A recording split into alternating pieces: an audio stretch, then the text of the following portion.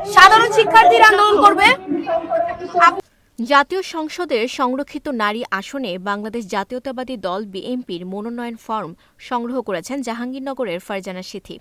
শনিবার সকালে তিনি আনুষ্ঠানিকভাবে মনোনয়ন ফরম সংগ্রহ করেন।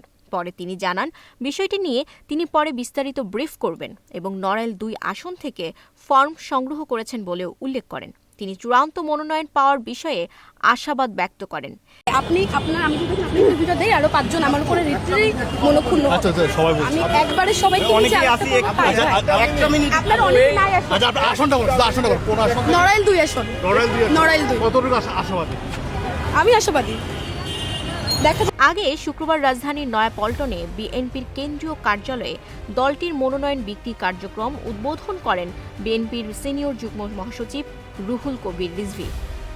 প্রসঙ্গত, সেনাবাহিনীর এক কর্মকর্তার সঙ্গে বাগবিতণ্ডার ঘটনার পর ফারজানা সিথি আলোচনায় আসেন। জানা যায়, তিনি যশোরের বাসিন্দা এবং আন্তর্জাতিক স্বেচ্ছাসেবী সংস্থা দ্য হাঙ্গার প্রজেক্ট বাংলাদেশের বরগুনার সদর শাখার সাধারণ সম্পাদক হিসেবে দায়িত্ব পালন করছেন।